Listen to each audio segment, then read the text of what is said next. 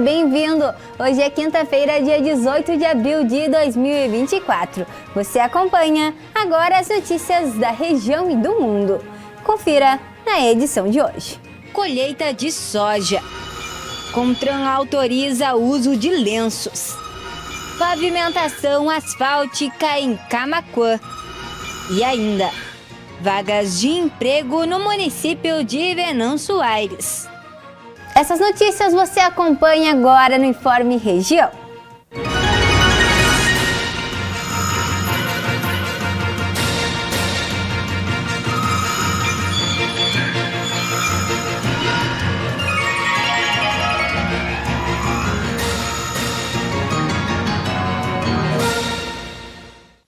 Estamos aqui para trazer as últimas notícias sobre a situação das plantações de soja no Rio Grande do Sul.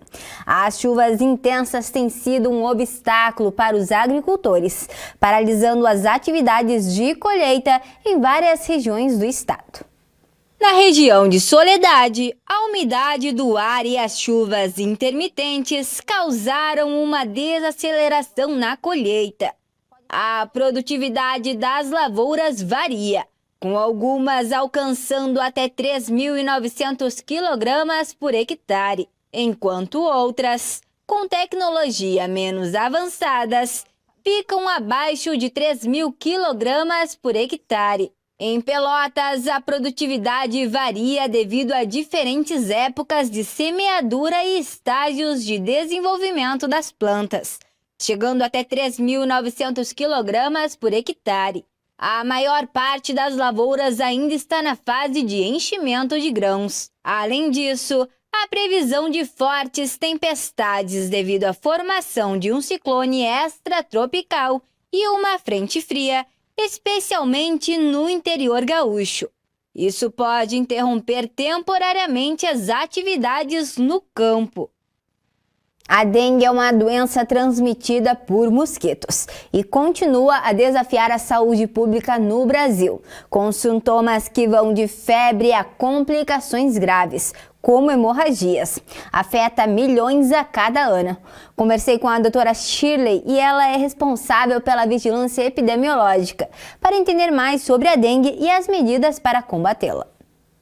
A dengue, uma doença viral transmitida por mosquitos, continua a representar um desafio para a saúde pública no Brasil, caracterizada por sintomas que variam de febre a dor de cabeça a complicações graves, como hemorragias. É essa doença que afeta milhões de pessoas anualmente. Diante desta realidade, conversamos com a doutora Shirley Cardone, gerente da Vigilância Epidemiológica, em busca de informações sobre a dengue e as medidas necessárias para combatê-la. A dengue é uma doença viral, cujo vetor é o mosquito, o Aedes aegypti, e que pode ocorrer com sintomas de febre, febre alta, dor retroocular, que é uma dor atrás do olho, e pode também ocorrer náuseas, vômitos, mialgia, artralgias, que são sintomas que também ocorrem em outras doenças de origem viral. Ela é transmitida através de um vírus, que nós temos 4 sorotipos, então o tipo 1, o 2, o 3 e o 4. Neste momento estão circulando aqui no Rio Grande do Sul o tipo 1 e o tipo 2. Todo aquele indivíduo que tiver dengue por um tipo, normalmente ele fica imune a esse, mas pode ter novamente dengue, possivelmente por outro sorotipo. A doutora Shirley informou sobre o tratamento para um paciente diagnosticado com a dengue e os cuidados adicionais que os pacientes devem tomar durante a recuperação. Normalmente, assim, a dengue ela não transmite de pessoa para pessoa, Ela precisa ser picado por um mosquito que está infectado. Então, o que nós recomendamos? Esse paciente, ele deve ter os cuidados, é justamente para que ele não seja picado novamente, diante que ele já está com a doença, E a doença, ele é transmitida através do mosquito.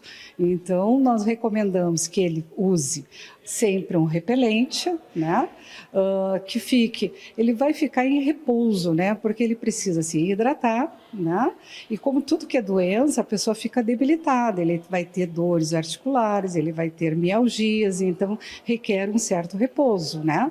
Mas o principal não existe um isolamento, sim, existe um repouso e uma recomendação que evite que ele seja picado novamente. E agora a próxima informação em destaque.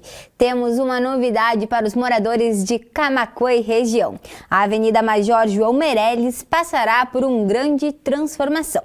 Um projeto de remodelação para conectar os bairros Hípico e Dona Teresa e serve como acesso ao interior do município, incluindo a rodoviária municipal. Nos próximos meses, a Avenida Major João Meireles receberá uma nova pavimentação asfáltica, devido à sua largura.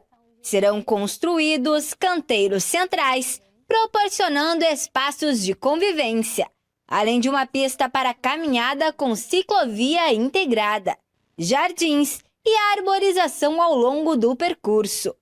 A requalificação abrangerá o trecho entre a Rua Cristóvão Gomes de Andrade e a Rua Coronel Pedroso, com a colocação de asfalto. Os canteiros centrais serão implantados somente nas áreas em que a avenida se alarga, enquanto a ciclovia percorrerá toda a extensão da via revitalizada. Através da Avenida Major João Meireles, será possível alcançar a Rua Antônio Joaquim Ribeiro e, consequentemente, chegar ao 4º Distrito e outras localidades vizinhas. Vamos falar agora sobre as informações do tempo para esta quinta-feira. Acompanhe a previsão de hoje para a sua cidade. Em Rio Grande, sol com muitas nuvens e não chove. Os ventos podem chegar em 23 km por hora. A umidade fica em 54%. A temperatura será de 23 graus a máxima e 13 graus a mínima. Em São José do Norte, a tarde será de sol e sem chuva. Os ventos ficam em 23 km por hora. A umidade fica em 54%.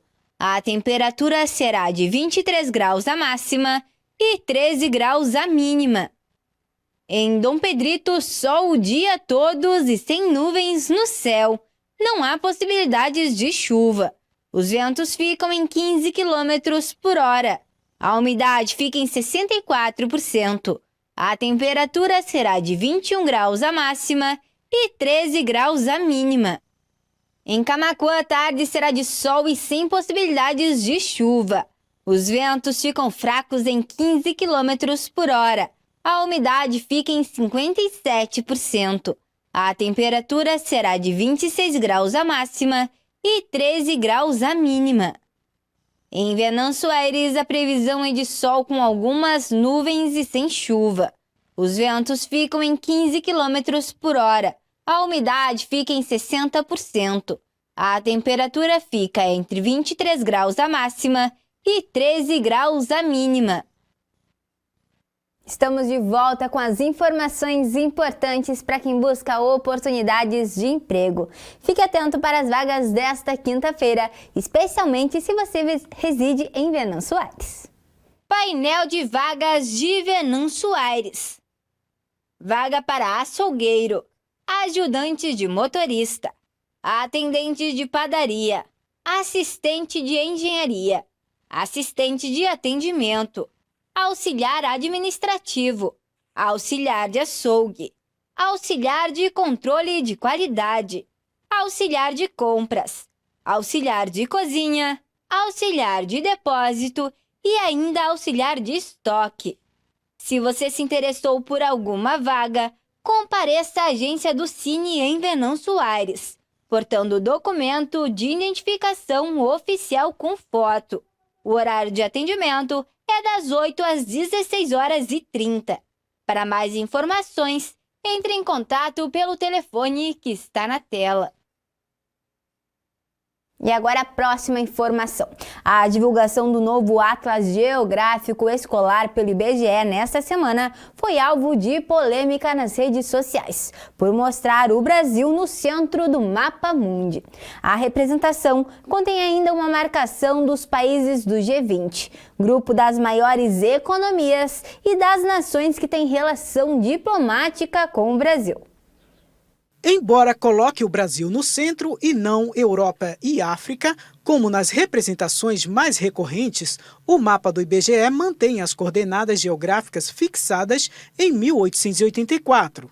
Em seu site, o Instituto diz que a inovação está em consonância com a atual presidência brasileira do G20. Na cartografia, nem sempre o meridiano de Greenwich representou o centro e o 0 grau nos mapas mundi. Até o século XIX, cada país adotava seu próprio meridiano de origem e, a partir disso, dividia as longitudes, linhas que cortam o mapa de forma vertical leste-oeste. Segundo o professor de cartografia da Universidade Federal de Goiânia, Ivanilton José de Oliveira, as dificuldades provocadas pelas diferenças entre as coordenadas geográficas trouxeram a necessidade de padronização. Isso ocorreu em 1884 na Conferência Internacional do Meridiano, em Washington, nos Estados Unidos. A convenção estabeleceu que o Observatório de Greenwich, no Reino Unido, deveria se tornar o ponto zero das representações cartográficas. As coordenadas das latitudes, como conhecemos hoje, foram definidas muito antes das longitudes. Essa é uma ideia que surgiu na Grécia Antiga, com a descoberta de que a Terra é redonda. Os gregos, assim como outros povos da antiguidade, percebiam que a posição do Sol parecia mudar se vista da Terra. Durante as passagens das estações, às vezes o astro estava mais ao norte, às vezes mais ao sul. O professor conta que colocar o país na região central do mapa não é algo exclusivo do Brasil. Outros países, como Nova Zelândia e Austrália, também confeccionaram representações cartográficas onde o próprio território se torna o centro do planeta.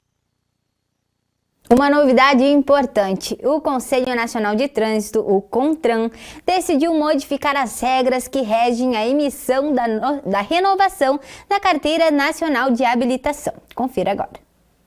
Agora, segundo a nova resolução do CONTRAN, lenços e vestimentas religiosas serão permitidos em fotos. A mudança foi oficializada nessa semana, através da atualização da Resolução número 886, de 13 de dezembro de 2021. Mas atenção, a liberação tem algumas ressalvas. Óculos, bonés, chapéus e outros acessórios ainda estarão proibidos, a menos que estejam ligadas à crença religiosa ou à necessidade médica, como no caso de queda de cabelo por motivos de saúde. Para garantir a segurança, o rosto, testa e queixo do condutor devem estar totalmente visíveis.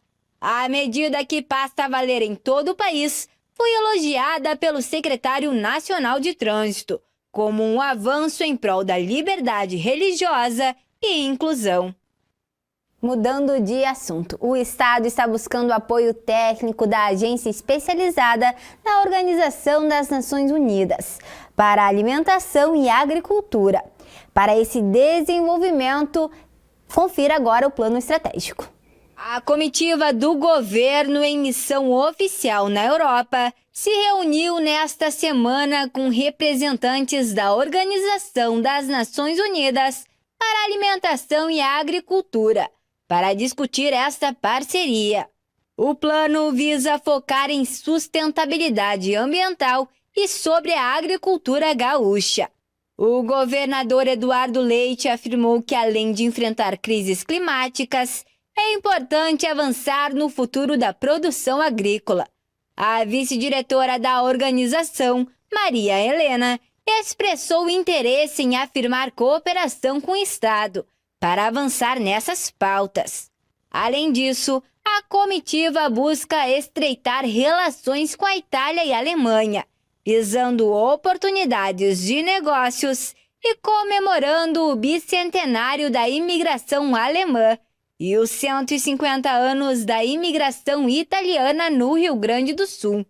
A agenda inclui reuniões de negócios e encontros institucionais em 2 cidades na Itália e 4 cidades na Alemanha. E com essas informações encerramos o Informe Região desta quinta-feira. Para você continuar com a gente, siga as nossas redes sociais. No Instagram e no Facebook você pode procurar por TV O Farol do Sul. Se inscreva também no nosso canal no YouTube. Você encontra a nossa programação completa lá. Obrigado pela companhia, uma boa tarde e até amanhã.